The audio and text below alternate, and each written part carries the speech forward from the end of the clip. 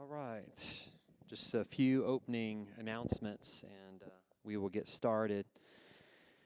As you guys know, after I pray, we'll live stream this. So if you were blessed by this and want to share it with family or friends, we not only live stream Sundays, we also live stream Wednesdays. So that's hopefully will be a blessing.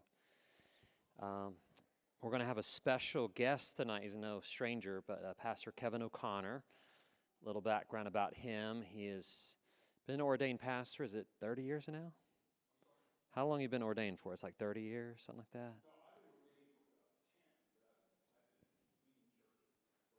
A long time.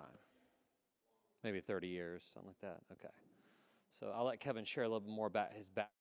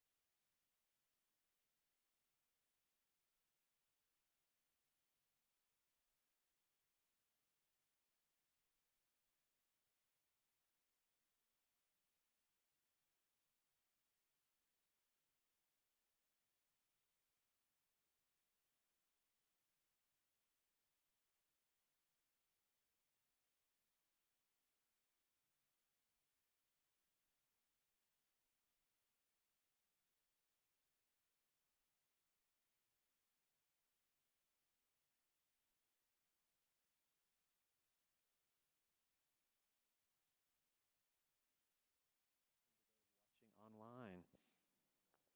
So Kevin, I'll slide you up a little bit. And stool right here.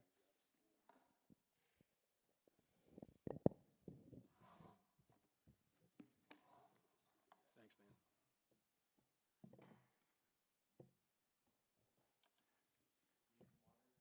Got one. Thanks. My wife took care of me, man. It's good to have friends in high places. Well, good evening. I can't tell you how thrilled I am to be here, but I also can't tell you how honored I am as well. As Pastor Timothy said, he and I we've been colleagues, and more important, we've been friends for a long time. And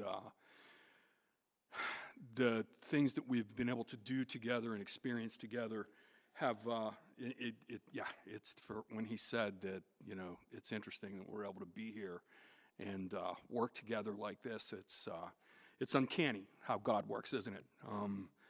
You think things come to an end, and all of a sudden, people pop back into your lives, and all of a sudden, God's vision and God's mission becomes, just so much brighter and so much bigger. And we sit back. My wife Carol and I moved here from Wisconsin to plant Legacy Church. And we launched in 2009, and God blessed us for several years. We had a wonderful run in ministry. Got to hang out with guys like Timothy and some other friends of ours. But when you walk away from something, when you close something down, a little part of you goes with it. But what's amazing is, and I hope that we're going to see this play itself out as we work through Nehemiah. You see all of a sudden something that you thought was gone, something that you perhaps thought was, for lack of a better term, dead, all of a sudden is brighter and stronger and more alive than you can even begin to imagine. And I see that here at Radiant. One of the things that I'm going to be doing here is working with the seniors. And a funny thing is, and I'm not sure I shared this with you, Timothy, so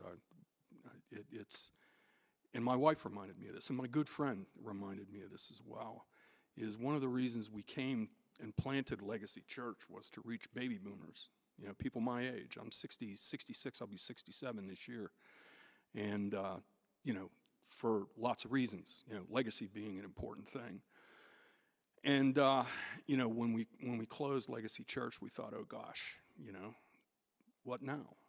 And then all of a sudden, several years later, here we are finding ourselves back at a church working with a dear friend and working with an anointed minister of the gospel. And all of a sudden, the dream of being able to work with people my age, to be able to work with my generation, to hopefully spread the gospel and help them spread the gospel to their children and grandchildren, is alive again. And it's just amazing how God does what God does. Anyway. I came across a story today. Well, I don't know what it is with pastors always coming across with stories, man. Have you ever noticed that, brother? I mean, seriously, all of a sudden, man, I came across a story today. Or one of the things I've always said, a story was told. I'm not quite that pompous. I came across a story today. And I want to share it with you. I thought it was great. And it's a story about an ancient Japanese emperor several centuries ago. And he went to one of the great artisans in his land and commissioned him to paint a picture, to paint. The emperor loved birds, so he commissioned him to paint a picture of this particular species of bird. And of course, the artisan said, "Well, of course I will." And so he gives it to him, and a couple of months pass, and then a couple of years pass, and the next thing you know, several years pass. And no painting. Nothing's going on. And the king, needless to say, the emperor, is beginning to lose his patience, shall we say. So he and his entourage go to the home of the artist, knock on the door, and it's like, okay, what's going on? I mean, what's taking so long? So he invites the emperor and his entourage into his home and sits him down, pulls out a canvas, puts it on an easel, and starts to paint this picture of a bird within an hour of when he sits down to do. The painting is done. And just to jump ahead a little bit, this painting goes on to be one of the most famous paintings in the land. It was really, really well done, and he put this together in an hour. And the king, needless to say, was on the one hand very, very impressed. He said, wow, this really is an incredible piece of art. But he asks him, and he's kind of exasperated at the same time, what took so long? What is it that took so long? So, the artisan, he didn't try to lie or give an excuse or anything along that line. He said, my lord, hang on, give me 1 second and I'll try to explain this to you. So he walks back into his studio and he comes strolling out with this armful of drawings and canvases and stuff. And he shows them to the king. And he shows them to the king, and he shows the king these pictures of wings that he has drawn over the years, and these, the feet and the head and the birds and everything else. And he looks at the king and he says, my lord, I with all due respect, I would hope that, and I would have expected that someone like yourself, a great warrior and a great leader and a great king and a great emperor, would understand the need and the necessity and the time that is required for preparation to do something great. And the king was deeply humbled by this. And it dawned on him that this entire time, it wasn't like he was sitting on his hands, or it wasn't like he wasn't doing anything. He was preparing for this one moment, this great moment that was placed before him, this great honor that he was going to be able to do for his king. And he did it flawlessly. You know, I don't know about you.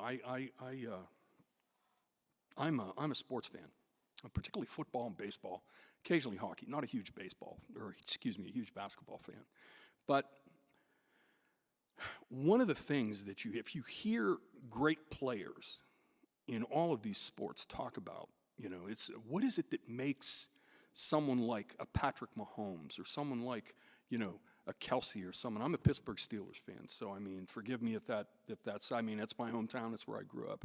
What is it that makes someone like TJ Watt? What is it that makes some of the great football players that we've seen? And to a person, they will tell you that the hour that they spend on a gridiron or the hour that they spend on a field or on a court is nothing more than the culmination of preparation. It takes an incredible amount of time. It takes an incredible amount of dedication. It takes an incredible amount of preparation to be able to do the things that we wish to do, that we desire to do, and frankly that we've been called to do. And as we go through the first little bit of Nehemiah, and I've shared this with Pastor, is that the thing that impressed me is, you take a look at, if I ever have the honor and the opportunity to do, a series or a sermon on prayer, I'm using the one from Nehemiah.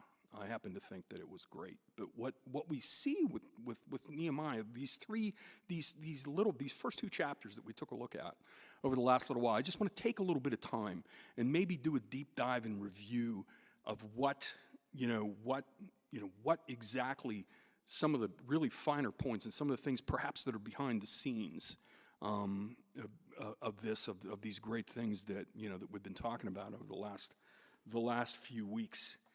And if you look at the first chapter and you look at the prayer and you look at how Nehemiah approached the king, and if you look at how he made his way into Jerusalem and how he approached the people in the land and how they were going to build and cast the vision that God gave him, and how at one point in time he was, what was going to happen. We haven't gotten quite that far, but the idea of confrontation of his enemies. If you look at this stuff, all of these things work together, and you wonder and you think to yourself, and you look at Nehemiah and you think to yourself, wow, man, what a great leader this guy is. What is it about this guy? He's charismatic, he's articulate, he's all of these things, he's brave, he's courageous, all of these things.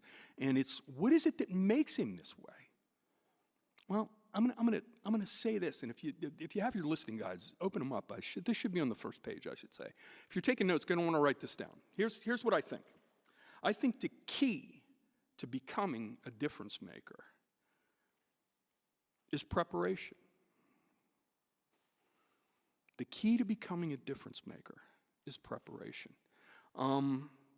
If you look at all of the things, and we're going to talk a little bit about it as we go on tonight, about the importance of preparation and how it worked itself in, and how, when you're well prepared, how the difficult things that you do all of a sudden look easy to people on the outside.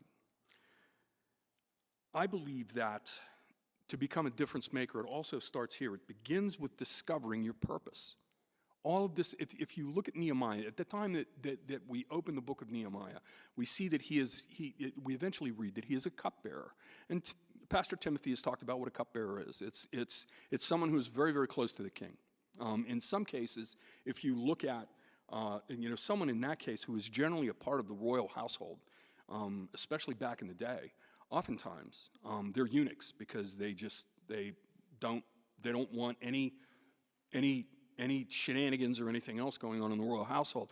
And what that says is that he was deeply trusted, that he was almost a part of the family. And that was the importance of a cupbearer. When you think about it, he held the king's life in his hands, and he had to be one of his most trusted servants. So Nehemiah was very, very close to the king. And one day, and we see this in the first part of the book of Nehemiah, we see that we open with Nehemiah basically asks a question. You know, if you take a look at Nehemiah chapter 1, the first 2 verses, let's consider those for just a moment. Excuse me, I'm going to be reading from the English Standard Version of the Bible. It's what's going to be in your outlines as well. The word of Nehemiah, the son of Hakaliah. Now it happened in the month of Chislev, in the 20th year, as I was in Susa's citadel, that Hamani, one of my brothers, came with certain men from Judah and asked them concerning the Jews who escaped, who had survived the exile, and concerning Jerusalem. I mean, think about this. Basically, what this is saying is that Nehemiah had a conversation with these guys who were familiar with what was going on in the land of Judah, in Jerusalem. And I mean, how many times have we asked a question where it's, you know, we're just asking a question. Sometimes it's just to get along. It's like you walk up to someone and say, "Hey, man, how you doing?" You know, do you really care about how they're doing? I mean, seriously? Maybe, maybe not. And I just wonder sometimes if that's, when I read this, if I wonder if Nehemiah walked up to these guys and said, you know, just to start a conversation, you know, you know, how are you guys doing? Tell me about what's going on. Tell me about what's going on in Jerusalem. You know, he starts this whole thing by asking a question in the first couple verses of this passage, and he goes on, and we read in verse 3, it says, "And they said to me," so they answered him, right? "The remnant there in the province who had survived the exile is in great trouble and shame. And the wall of Jerusalem is broken down, and its gates are destroyed with fire." I got to believe, especially given what we're going to take a look at in just a second, that really took Nehemiah back, that he was floored by that. It never occurred to him. Now think about it. He was living in the palace. He was living amongst, you know, the royalty of the empire. You know, the Persian, which was, if you look back in history, the Persian Empire is a great empire by anybody's standard, by any historian's standard. And Nehemiah was there. He was in the courtroom with these guys, or I should say, in the court of the king. And he asks this question, and he's probably figuring that, you know, just like when someone says to you, "How you doing?" "Well, I'm okay." You know, "Are you?" "Well, I mean, it depends." You know, what kind of an answer are you getting? Well, these guys were very direct with him, and they said, "You know what, man? It's not good. You know, the walls are down." And understand something, and we'll talk about this in just a few minutes, is that there had been a couple of other, you know, groups of people that were let out from Persia to go back to Jerusalem. And some things got started and couldn't get finished. So you got to understand that it's not just that the stuff wasn't being built and the stuff wasn't built up and that it was torn down, but as much as anything else, what was happening was that the people were discouraged. You know, they go back to their land and they think, "Man, we're going to rebuild this land and God's going to be with us and all of these things." And they go back and all of a sudden they're faced with this incredible difficulty and these incredible hardships and this after that. And, you know, man, time goes fast. And if you don't act, bad things, you know, well, I shouldn't say bad things happen, nothing happens, which in a very real way could very well be a bad thing. But what happens is that Nehemiah gets this answer that I'm not sure that he not only didn't expect, but didn't necessarily want to hear. But at that moment, when he hears this answer, all of a sudden, something goes off in his head. And it's almost like, you know, all of a sudden he gets this thing that we call purpose. You know, have you ever had that happen? Have you ever walked into a situation where, you know, you see something either broken down or you see something that could use some, you know, either some help or perhaps, you know, a certain touch of something, and all of a sudden you think to yourself, "I can do this. I can be used in a situation like this and do something great." And all of a sudden, things begin to change. And we can see the same thing happening with Nehemiah. You know, he says in verse 4, he said, "As soon as I heard these words, As soon as I heard these words, I sat down and wept and mourned for days. For days. And I continued fasting and praying before the God, or before the God of heaven. All of a sudden, this guy who was in the court of the king, who was a close advisor to the king, who was, a powerful man in his own right, all of a sudden is caught up with what's going on in the land of his ancestors. All of a sudden, he weeps and he mourns and he spends days, perhaps months, in fasting and prayer and saying, God, this has to change. We have to fix this. Something has to happen. We have to do something here. And all of a sudden, God places this spark in Nehemiah's heart. And he decides that, you know what? It's going to be me. I'm going to be the one that's going to do this. We can look throughout the Bible and we can find people that do this all over the place. One of my favorites in the Old Testament is Gideon. Here's a guy who was a nothing. I mean, he basically admitted to God that he was the least of the least of the least among the tribe. And God said, but I will be with you. I mean, it's like you can almost see it's so matter of fact, but I will be with you. So what? I'll be with you. And he did great things. I just wonder if Nehemiah's thinking the same thing. Go to the New Testament. Go to a guy like Matthew, the apostle. He's just sitting there collecting taxes, doing his thing. Probably a very wealthy man. Probably someone who, once again, a man of means, and definitely a man of power, no question. He had the ability to wreck lives. He had the ability to have people thrown in jail. The thing about tax collectors in ancient Rome was that they had the power of the Roman army behind them, the most powerful army that the world had ever seen up to that point. So yeah, he was a powerful man. But Jesus comes along, and he sees Matthew is observing the things that Jesus is doing, and Jesus walks up to him and said, follow me. And guess what he does? He drops everything and follows him, just like so many of the apostles, just like so many of all of a sudden, something changed. And they discovered that there's more to life, there's more to anything else than having a purpose that serves the God of the universe, the one who spoke it all into existence. And that's exactly what was the case with Matthew. It said in Matthew chapter 9 and verse 9, it says, and Jesus passed on from there, and he saw a man called Matthew sitting at the tax booth, and he said to him, follow me. And he immediately rose up and he followed him. So here we are, we have all this purpose, and we have Nehemiah, and he's got, he's all of a sudden, he's taken by this whole idea of being able to, what can we do to restore the great city of Jerusalem? So what's the first thing he does? What do you think is the first thing he would do? What would be the first thing you would do if you were confronted with a situation like that? Pray. Man, first thing, there you go. Write this down. Preparation starts with prayer. You see, let me read a couple of verses again. I'm going to read 5 and 6. And I said,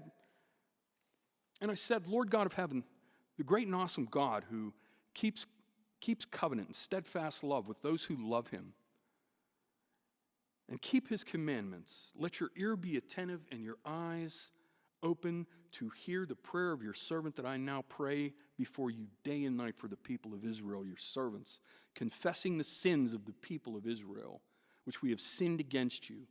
Even I and my father's house have sinned. Here's the thing about Nehemiah.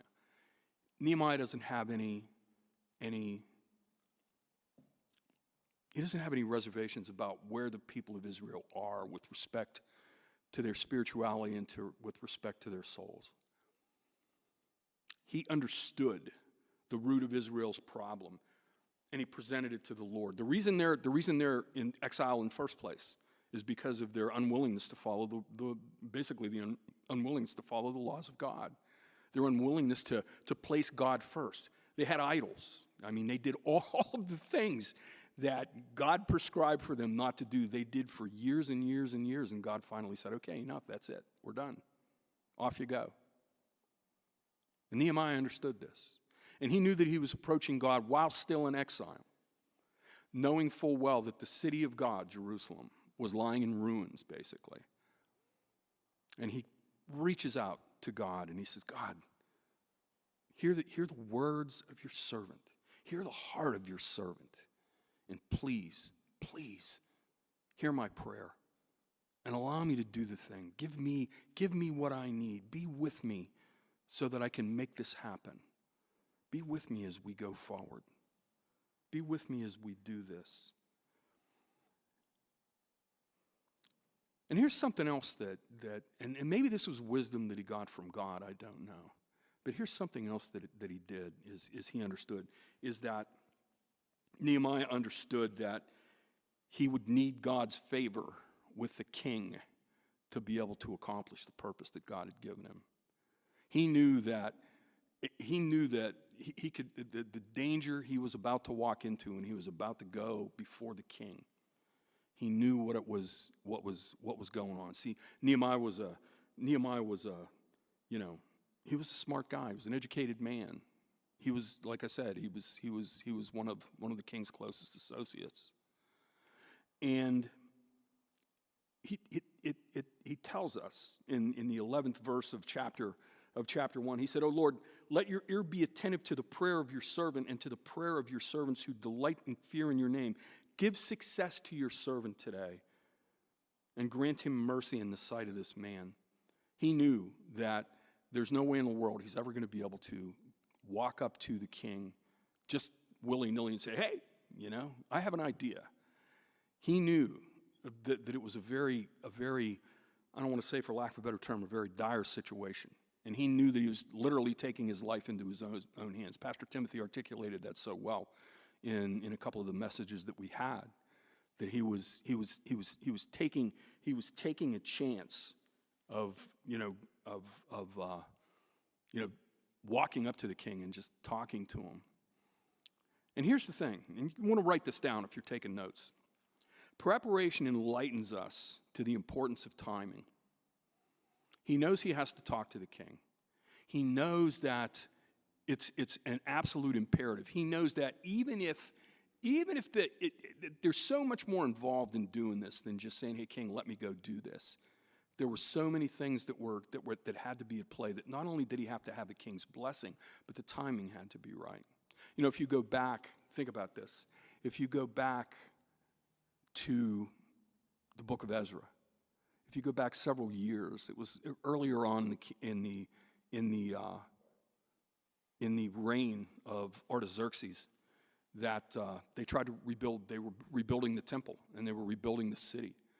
And a similar thing happened. If you were to take a look at Ezra chapter 4, you would see that they had enemies, just like we're going to find out that Nehemiah has enemies. And they're very, very, very similar in that they will do anything they can. They are ruthless. They will do anything they can to prevent the children of Israel, the remnant of the children of Israel, from coming back to Jerusalem, coming back to the land of Israel, coming back to Judah, and reestablishing the kingdom. They just, it's like, no, they would do everything they could to do that. So they basically wrote a letter to the king talking about what skunks these guys were, that were rebuilding the city, and that they were doing it, and at the end of the day, that it was going to be to the king's ruin. The king bought into it, and the king wrote a decree, and he said, all construction stops now. In fact, not only does all construction stop now, but all construction will stop until I say so, until I make a decree.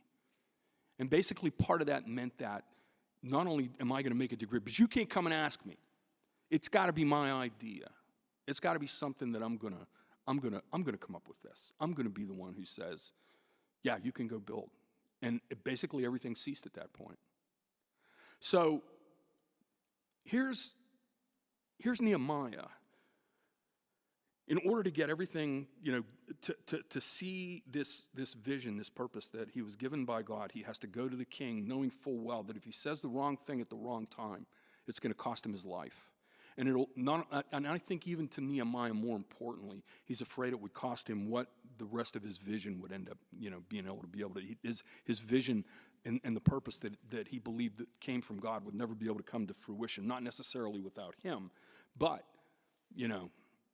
the big concern was that. So here we see we open up chapter 2, and we see some things happening here, is in the first 3 verses of chapter 2. Allow me to read this to you. It says, in the month of Nisan, in the 20th year of King Artaxerxes, when wine was before him, I took up the wine and gave it to the king. Now, I had not been sad in his presence. And Pastor Timothy talked about this a couple of weeks ago. It was basically against the law to go up to the king and be sad. Not because the king didn't, it bothered the king that you had a sad face. It's that they were paranoid. They figured if you had a sad face, you were up to something. It was no good. So they immediately took the worst possible, motives into consideration. Well, that wasn't necessarily the case, especially with someone as close to, and understand something. He trusted, we've heard this many times, Artaxerxes trusted Nehemiah. And he was the closest guy he could possibly be to him. So he had not been sad in his prison. The king said to me, he said, why is your face sad seeing that you're not sick? So he's saying, man, there's nothing wrong with you physically. Why are you, why so glum? Why so down? And then he goes on to say, the king's a pretty smart guy too. He said, this sadness is a sadness of heart. In other words, he knew it wasn't a sickness. He knew that it was something inside of him that was just eating him up, that was causing him to be sad, that was bringing this great, this great dissatisfaction into his life. And Nehemiah turns around and says to him, and he answered me, he said, let the king live forever. Why should not my face be sad? When the city, the place of my father's graves, lies in ruin, and the gates have been destroyed with fire. Now understand something. There was a couple of things going into, that were coming into play here. It was, Nehemiah knew he was taking a chance by even talking about this. You'll notice when he says this, he did not bring up the idea of Jerusalem. He didn't say Jerusalem. He didn't say the walls of Jerusalem. He didn't say anything about the land per se. But what he was talking about, the walls of the cities of his fathers. And what he was doing, he was playing on something that in the ancient Near East, especially among the royalty and the nobles, these guys held the idea of their forefathers or the fathers of the of their their ancestors, where they were buried. They held that in great. They took that very seriously. So when Nehemiah approached him with this, and he approached it in such a way, he knew that it was something that meant something to them. This was going to strike a chord with the king. And it's I don't know if there's a lot of scholars out there that believe that.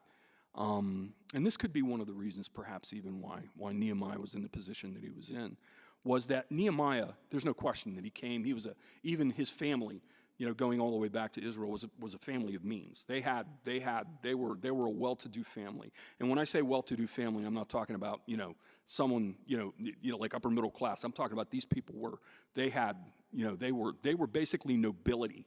In fact, it's been speculated that Nehemiah's family was actually in the Davidic line, that it was in the royal line, not necessarily in line to be the king, but he was a part of that. He was part of the Davidic family. So that he understood the importance of approaching him in such a way where, where he could do this. And he also knew this. He also knew and took into consideration the things that we spoke about just a few minutes ago, that he took into consideration the idea that, I got to be careful what I say here and how I say it, because he made a decree not all that long ago saying that it's got to be pretty much his idea. He's the one that's got to suggest it, not me. And Nehemiah just approached him in such a way that he was able to do this. And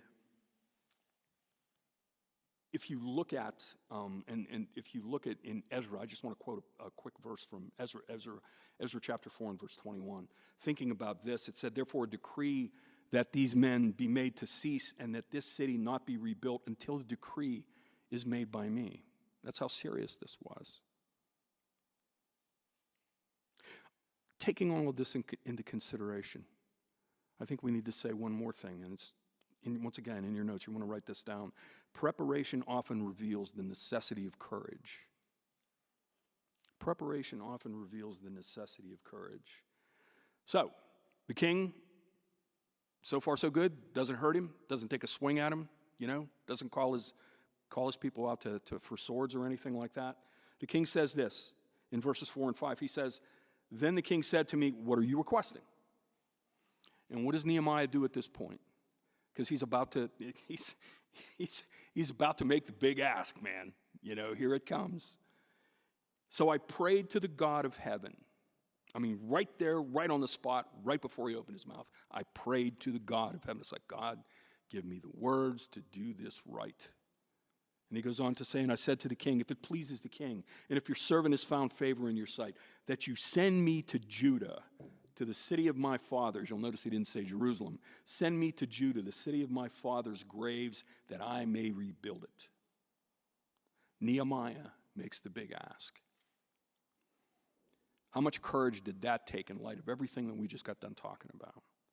All of the history behind this, all of the history of Israel, and all of the history of Persia and the people that were before them. All of the things that Nehemiah did and got to this point. And he goes on to say in verses 7 and 8, "And I said to the king, if it pleases the king, let letters be given to me." Here we go, man. This is the big ask right here. "Let letters be given to me, to the governors of the province beyond the river." That's what they called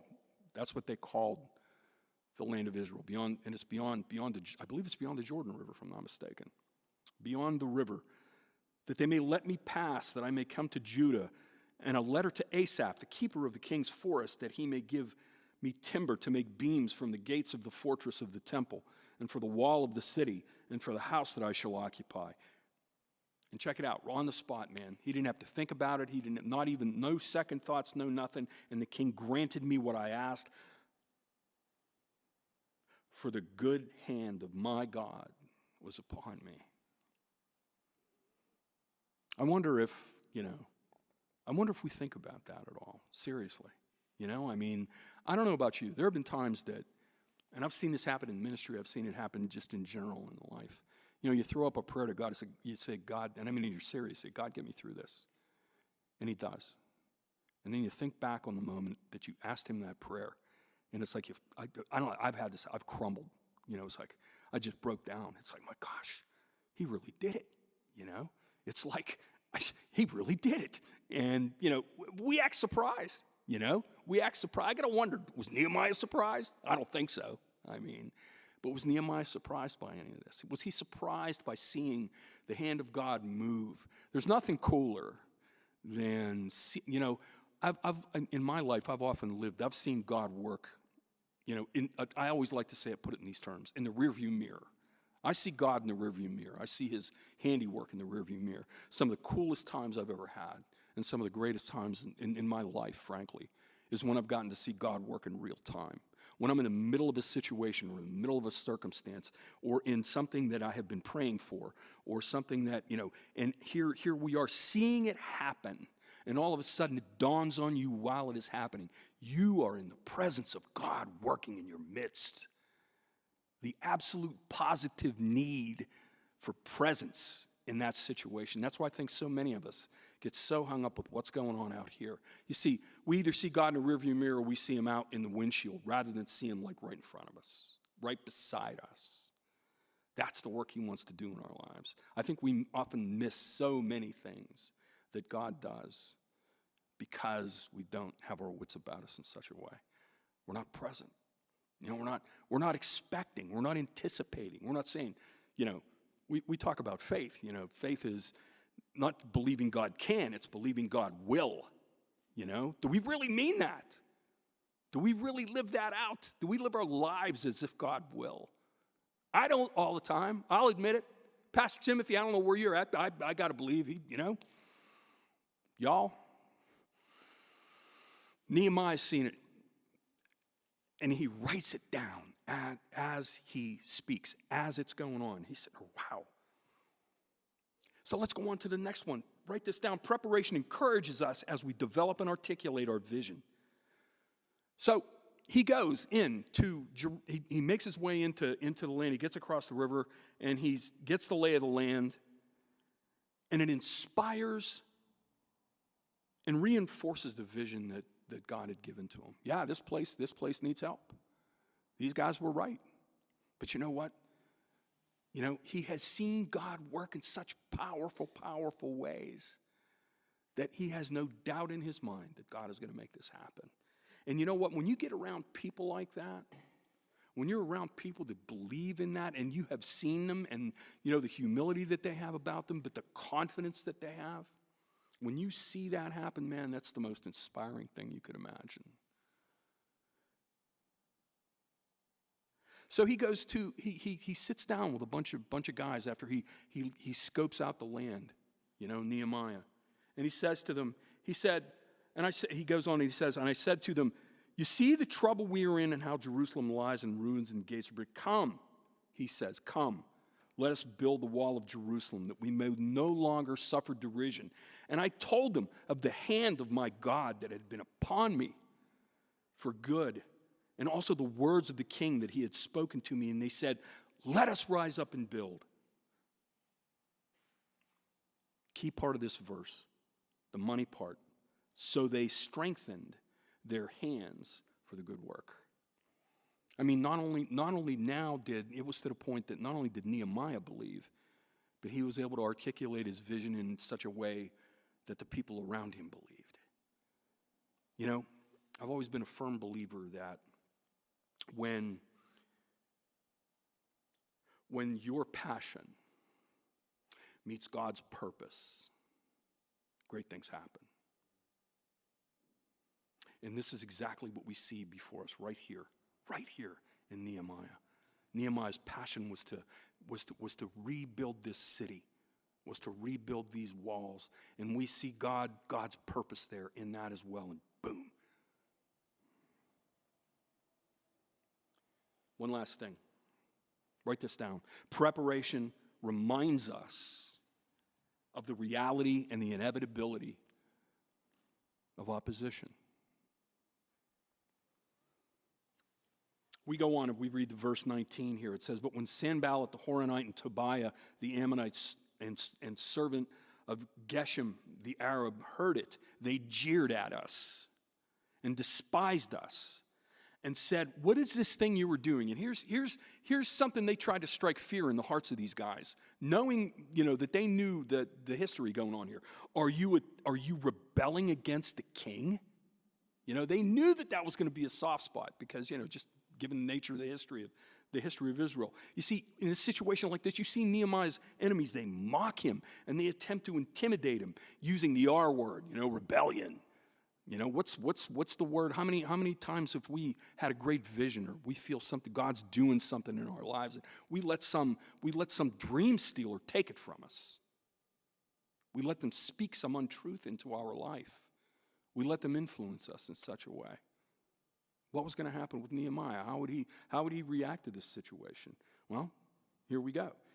His response, and we're going to find this out in a second, his response belies a deep confidence in his purpose and vision given to him by God. Verse 20 says this, boom, right here. You're going to love this. Then I replied to them, the God of heaven will make us prosper. And we, his servants, will arise and build. Check this out, man. And this is like sticking your thumb in the eye of the man right here. But you have no portion or right or claim in Jerusalem. Sticks a stake in the ground and says, okay, go to the king. I got letters, man. I'm using his timber to build my house, for heaven's sakes. You want to talk about this?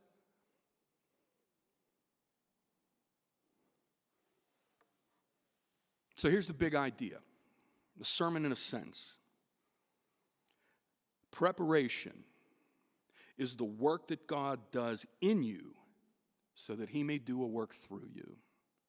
If you look at all of the stuff, everything, that last line where Nehemiah in verse 20, where he said, the God of heaven will make us prosper, and we will be his servants, and will arise and build, but you have no portion or claim in it. That came from this time he started, and he crumbled in prayer before God, however long ago it was before this, and all of the stuff that he did to get to this point. You see, so often, I think, we miss the opportunity to do something great because we don't prepare. We don't do the legwork behind it. And you know, and I've been there, you know. Sometimes it's because we just don't know any better. You know, we don't have somebody come up beside us and say, okay, let me, you know. One of the things that we Timothy will agree with this, is one of the things we learned planting churches was you can't do it alone. There's people out there that have been doing this for a long, long time. And people not only who have been successful, but who have failed and are willing to share what that is to see how things go. And it's the whole idea of needing something to do something in community to be able to do that. But it's all a part of preparation. We've got a few minutes left, and to break into small groups. I have just a couple of questions that y'all can talk about for further discussion, and it's here they are. These are questions you can answer in your groups. What is the significant work God is stirring in your heart that will require the kind of preparation that we discussed today? Number 2, what 3 things can you do to better prepare for the work that God has before you? And number 3, how can the people in your circle best pray for you as you seek to fulfill the work that God has placed in your heart? Let's pray. Lord Jesus, we thank you so much for the great privilege and the great honor that you give us to be able to spend time in your word, that you use this to mold us and make us and reveal yourself to us in such a cool and awesome way. And God, you use it, you give us each other to do the same thing. And Father, I pray that as we break into small groups, Lord, that whatever it is that you have revealed to our people here, that, Lord, that they would have the courage to speak it and to live in it and to be willing to do the hard work to prepare for the work and the calling that you've placed on their lives, on our lives together. Everything we do here as a community affects someone else in our community. So God, I pray for courage. I pray for wisdom. I pray for strength. But more than anything else, I pray that each and every one of us would just open our hearts and our minds to the will of your Holy Spirit to guide us and teach us and show us what we need to do. We thank you and we praise you in Jesus' name. Amen.